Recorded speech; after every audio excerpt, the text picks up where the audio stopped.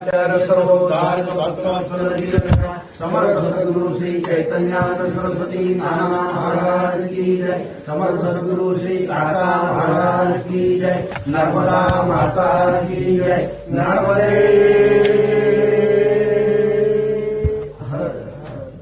ब्रह्मानंदं परमसुखदं केवलं ज्ञानमूर्तिं द्वन्द्वातीतं गगनसदृशं तत्त्वमस्यादिलक्ष्यम् एकं नित्यं विमलमचलं सर्वदी साक्षिभूतं भावातीतं त्रिगुणरहितं सद्गुरुं तं नमामि।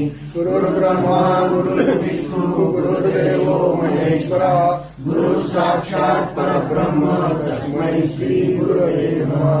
वक्रतुंड महाकाय सूर्यकोटि समप्रभ निर्विघ्नं कुरु मे देव सर्वकार्येषु सर्वदा। अवधूत चिंतन श्री गुरुदेव दत्त। समर्थ सद्गुरु श्री चैतन्यानंद सरस्वती नाना महाराज की जय। आई बाबांची जय। आणि अशा रीतीने आपण गुरुचरित्र या ठिकाणी सादर करतो। आपण आता तिसऱ्या अध्यायाकडे वळू। या ठिकाणी सगळे 4 युग आले। आता कलियुगाचा जेव्हा प्रादुर्भाव झाला, कलियुगाचा जो शेवट होता ना, तो श्रीकृष्णाने केलाय। म्हणजे याचा द्वापार युगाचा जो शेवट केलाय तो श्रीकृष्णाने केलाय। श्रीकृष्ण हे द्वापार युगातलेच आहेत। राम श्रीकृष्ण हे सगळे द्वापार युग आहेत।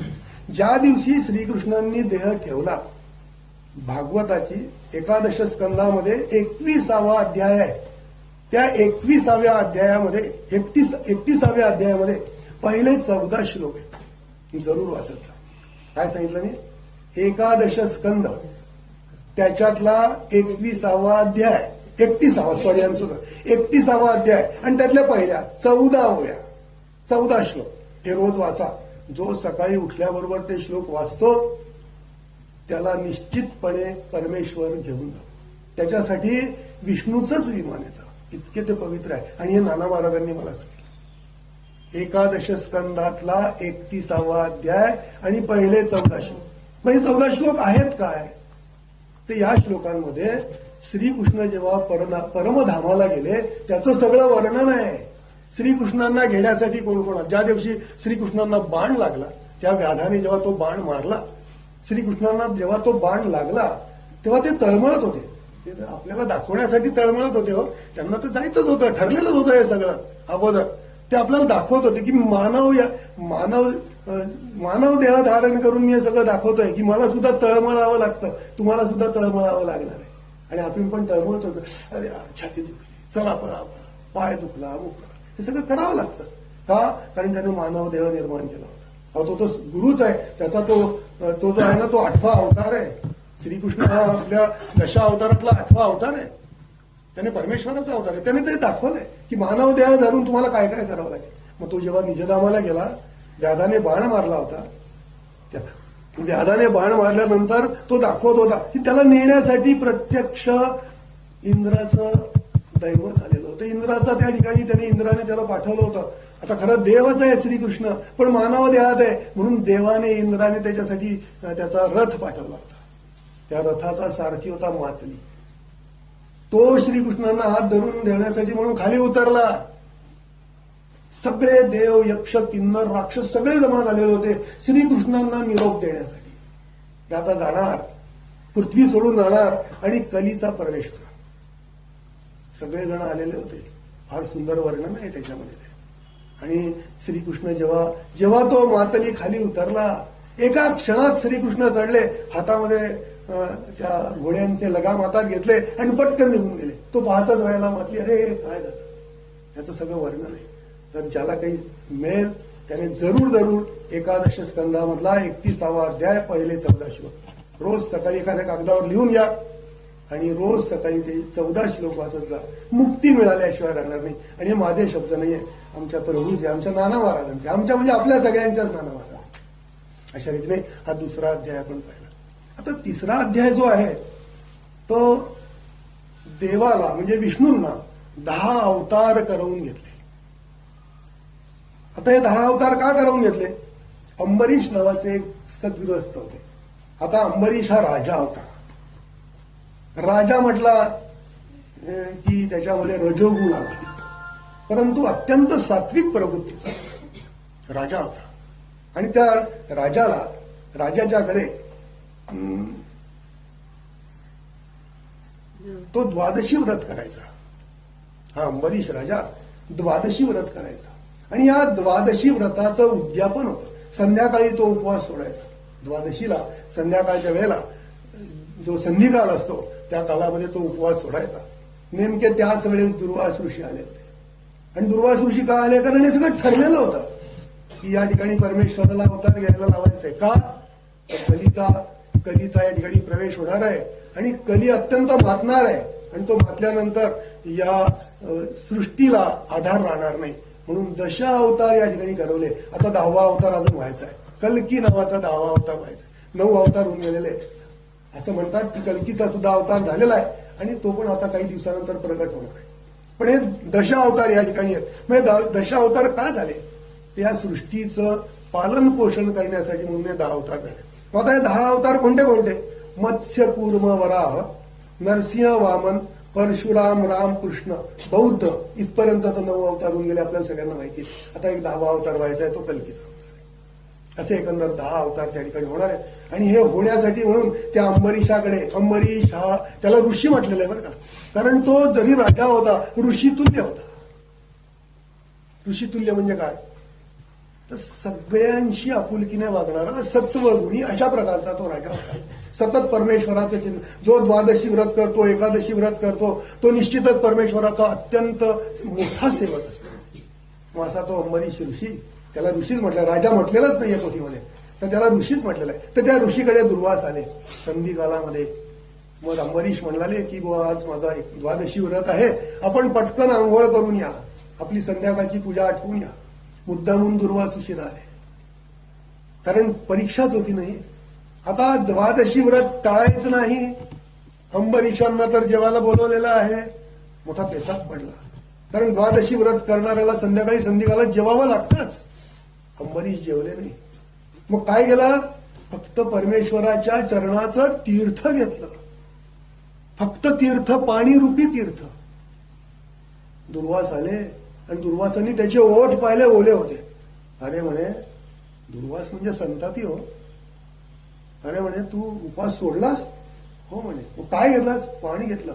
दुर्वास लागली शाप द्यायला तयार. शाप देऊन मोकळे झाले. अंबरीशाला शाप देऊन मोकळे झाले. शाप ज्या क्षणाला त्यांच्या तोडून शाप ही वाणी बाहेर पडली, त्याच क्षणाला भगवंत त्या ठिकाणी हजर झाले. विष्णू भगवान त्या ठिकाणी हजर झाले आणि त्यांनी अंबरीश त्या दुर्वासांना म्हणाले, दुर्वासा काय करतोयस तू? तू काय शाप देतोयस त्याला? नाही म्हणे, याने मला जेवायला बोलवलंय, माझ्या अगोदर जेवला, याने तीर्थप्राशन केलं, याने नियम तोडलाय, याला शिक्षा झाल्याशिवाय राहणार नाही, याला मी शिक्षा देणार. तर परमेश्वर काय म्हणले? अरे तो माझा पट्ट शिष्य आहे. बघा हा, आपण पण पट्ट व्हायचंय. आपल्या नानांचा आपण पट्ट व्हायचं. आपण होऊ शकत नाही, कारण आमच्यामध्ये कलीच इतका प्रबळ आहे की आम्ही त्या तिथपर्यंत पोहोचूच शकत नाही. पण पोचाल, निश्चित पोचाल, आणि ते नामस्मरणे पोचाल. परमेश्वर आले आणि दुर्वासांना म्हणले, अहो दुर्वास, अहो जाओ म्हणत होते. आर्य नाही म्हटलं. परमेश्वर खूप मोठा होता, पण तो आर्य कधीच म्हणत होता. आम्ही आर्य म्हटलं की लागलीच कार्य म्हणतो, कारण आमचा स्वभाव तसा. आम्ही घाणेरडं खातो ना. अन्नय पूर्ण ब्रह्म आहे घाणेरडं, खरं आहे की नाही? आम्ही चांगलं सेवन केलं पाहिजे. मग दुर्वासांनी शाप दिल्याबरोबर परमेश्वर आले आणि त्यांनी सांगितलं, दुर्वासा, अरे त्याला नको देऊ शाप, मला दे. परमेश्वर म्हणतो, मला शाप दे. अरे काय भगवंत आहे बघा. आणि आम्ही म्हणतो, नाही मला कशाला, त्याला शाप दे. आमचं उलट आहे सगळं. आम्ही भगवंत बनलं पाहिजे. अहो भगवंत आमच्या जवळच आहे. आम्हाला भगवंत शोधायला जावंच लागेल, सांगावं जावं लागेल. आणि आम्ही नेमकं भगवंत शोधायला जातो. तुमच्या जवळ भगवंत बसलेला आहे आणि काय शोधायला जातात तुम्ही? इकडे तिकडे जाऊ नका, तो तुमच्या जवळच आहे. त्याला फक्त तपासण्याचा प्रयत्न करा आणि त्याला शोधण्याचा प्रयत्न करा. मग दुर्वासांनी शाप दिला, भगवंतांनी शाप घेतला. मग भगवंत म्हणे, काय रे तू शाप दिलाय, मी काय करू आता? दुर्वास पण मोठे ज्ञानी होते, खूप ज्ञानी. दुर्वासांसारखे मोठे ऋषी नाही बरं का. वशिष्ठांपेक्षा सुद्धा श्रेष्ठ होते. वशिष्ठांना ब्रह्मर्षी म्हटलेलं आहे, कारण वशिष्ठ हे अत्यंत तपस्वी आणि सत्वगुणी होते. दुर्वासांच्या मध्ये थोडासा क्रोध होता, कारण नावच दुर्वास आहे. आपण म्हणतो ना, अरे काय दुर्वासासारखा दिसतो हा अगदी. का वशिष्ठासारखा कोणी म्हणतच नाही, कारण वशिष्ठ अत्यंत सात्विक होते. हा दुर्वासासारखा दिसतो. मग दुर्वासाने सांगितलं, त्यांनी विचार केला की आता विष्णूला काय शाप द्यायचा. एवढा मोठा देवादिदेव, राजाचा राजा माझ्या समोर येऊन बसलाय आणि त्याला माझ्यासारखा फाटका माणूस काय शाप देणार. कारण त्याच्या पुढे ते काहीच नव्हतं. त्यांनीच निर्माण केली आहे सृष्टी भगवंतानी, आणि त्या निर्माण केलेल्या म्हणलाच दुर्वास ऋषी होते. मग दुर्वास ऋषींनी सगळा सारासार विचार केला आणि भगवंताला सांगितलं, भगवंता, अरे या सृष्टीचं पोषण करण्याकरता बाबा तू अवतार घे. भगवंत कबूल झाले. एवढ्या मोठ्या मनाच्या आमचा उद्धार करण्यासाठी तयार झाले होते आणि 10 अवतार घेतले. 10 अवतार या कलियुगामध्ये 10 अवतार घेऊन आम्हाला पोषण करायला तयार झाले. तरी सुद्धा आम्ही आमचे आहोत ते आहोतच. आमच्याकडे कोणी पाहणारच नाही असं आम्ही म्हणतो. आमच्याकडे कोणी लक्षच देत नाही. अहो, एवढे मोठे 10 अवतार तुमच्याकडे लक्ष देत आहे, आणखीन कोण लक्ष देणार आहे. आमची प्रवृत्ती चांगली झाली पाहिजे. माशारिकने भगवंताने 10 अवतार घेतले आणि ते अवतार आहे मत्स्य, कुर्म, वराह, नरसिंह, वामन, परशुराम, राम आणि कृष्ण. हे 9 अवतार तर आपल्याला झालेले माहितीच आहे. 10वा अवतार जो आहे कल्की, तो आता होणार आणि झालेलाच आहे तो. आणि त्या कल्की अवतार अजून तर काय 5300 वगैरे वर्ष फक्त कलियुगाची संपलेली आहेत. अजून 1,00,000 काही वर्ष शिल्लक आहेत आणि इतके दिवस आम्ही तर काही राहू शकणार नाही. आम्हाला आपलं आयुष्य केव्हाही 10-15-20 मिनिटाचं आयुष्य असेल तेव्हाही चालले जाऊ. 1 सेकंदात पण चालले जाऊ. त्यामुळे आमच्या आयुष्याचा काही नेम नाही. इतके वर्ष आम्ही काही जगू शकणार नाही. परंतु आपण परमेश्वराला प्रार्थना करायची, इतरांना जसं तू नीट ठेवलंस तसं पुढच्या 1,00,000 वर्षामध्ये जे काही निर्माण होतील त्यांना पण बाबा तू चांगलं ठेव. नाना असं म्हणायचे की हे जे काही विश्व आहे, या विश्वामध्ये फक्त 2च क्रिया आहेत. मग त्या 2 क्रिया कोणत्या? शिव्या देणे आणि शिव्या घेणे नाही. फक्त क्रिया आणि प्रतिक्रिया, या 2च क्रिया या विश्वात भरलेल्या आहेत. मग जशी तुम्ही क्रिया कराल तशीच प्रतिक्रिया मिळणार आहे की नाही. आपण एखाद्या डोंगराच्या जवळ जाऊन उभं राहिलो, काय होईल? आपण ओ असं केलं तर तिकडून आ ऐकू येईल का? काय ऐकायला येईल? ओच ऐकायला येईल. जितक्या जोरात तुम्ही ओ कराल तितक्या जोरात तिकडून ओ येणार आहे. त्याला आपण प्रतिध्वनी असं म्हणतो. एकोहम, तो एको आहे. तो एको आपल्याला ऐकायला येतो. बरोबर आहे की नाही. म्हणून या नाना नेहमी म्हणायचे की याच्यात फक्त 2च क्रिया आहेत, एक क्रिया आणि एक प्रतिक्रिया. मग तुम्ही जशी क्रिया कराल तशीच तुम्हाला प्रतिक्रिया. आज आपण आपल्या सासू सासऱ्यांना घराच्या बाहेर जर का कधी काढलं तर पोट्टे निश्चित आपल्याला अकलीशिवाय राहणार नाही, आहे की नाही. म्हणून आजच आपण चांगलं वागा. आज आपण आपल्या सासू सासऱ्यांचा विचार करा. निश्चित तुमची मुलं पण, ती जेव्हा सून येईल तेव्हा ती पण म्हणेल, नाही मनी सासू चांगली शे बरं. मग ती पण आपल्याला चांगलं शे. आज आपण चांगला विचार केला पाहिजे. पण पुरुषांनी सुद्धा असाच विचार केला पाहिजे, नाही माझा मुलगा चांगला आहे, आणि त्या मुलांनी पण असं म्हटलं पाहिजे की नाही माझे बाबा चांगले. हे त्या द्वैतातनं अद्वैत निर्माण करायचं. जरी 2 जीव वेगळे वेगळे असतील ना तरी ते अद्वैत, ते द्वैत आहे. त्या द्वैतातनं आपण एकी निर्माण करायची. ही एकी जेव्हा आपण आणू, आज मी अनेक ठिकाणी जातो, सगळ्या ठिकाणी असंच आहे की माझा मुलगा असा आहे, माझी सून अशी आहे, माझी मुलगी अशी आहे, मला विचारतच नाही. अरे हे काय चाललंय? सगळे एकत्र राहा ना. छान कुटुंब आहे हो. नाही तर मग जर तुम्हाला वेगळं राहायचं तर एकमेकांचं नाव नका घेऊ, पण नावं नका घेऊ. नाना काय म्हणायचे माहितीये का? तुम्ही जेव्हा असं दाखवतात एखाद्याकडे बोट, तेव्हा फक्त ते बोट दाखवताना फक्त काय करा की ही व्यक्ती चांगली आहे. जेव्हा तुम्ही त्या व्यक्तीला चांगलं म्हणाल तेव्हा ही 3 बोटं आपल्याकडे असतील, तेव्हा आपण पण चांगलं असू, त्याच्यापेक्षा 3 पट चांगलं असू. पण जर का कधी तुम्ही त्याला म्हटलं अरे खराब माणूस आहे, त्यावेळेस 3 बोटं तुमच्याकडे असतील आणि तुम्ही त्याच्यापेक्षा 3 पट खराब असाल. हे सत्य आहे. आणि आम्ही तिथेच विचार नाही करत. आम्ही नेहमी असं बोट दाखवतो, अरे यार बहुत गंधा आदमी आहे. पण त्या गंध्याच्या वेळेस जेव्हा आपण त्याला गंधा म्हणतो त्यावेळेस 3 पट गंधे आपण असतो.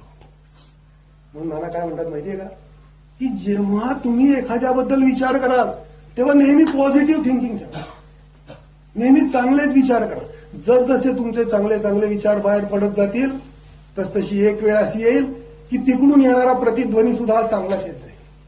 पहिलं तर तो जेव्हा तुम्ही विचार मांडाल चांगले विचार तेव्हा ते थोड्या अंतरावर जातील. पण जेव्हा तुमच्या मनाला ती सवय लागेल, बोलण्याची सवय लागेल की नाही आम्ही नेहमी चांगलंच बोलू, तेव्हा ते व्हास्ट सबंध वातावरणात पसरतील आणि तिकडून येणाऱ्या ज्या क्रिया असतील ना त्या नेहमी पॉझिटिव्ह असतील. असं नाना म्हणतात, मी नाही सांगत. माझं वाक्य काहीच नाहीये. नानांच्या बरोबर 40 वर्ष राहायला मिळाले. नाना जे बोलले, जे त्यांचे संवाद झाले त्याचे मी आपल्या पुढे निवेदन करतो. तर कृपा करून बोलताना नेहमी चांगलं बोला, नावं ठेवू नका, कोणालाही नावं ठेवू नका. कोणी जरी आहे ना चांगलाच आहे. जेव्हा तुम्ही चांगलं म्हणाल तेव्हा तुम्हाला त्यांच्याकडनं पण चांगलं पद असतं. अशा रीतीने आपण या ठिकाणी 3रा अध्याय संपवलाय. आता 4थ्या अध्यायामध्ये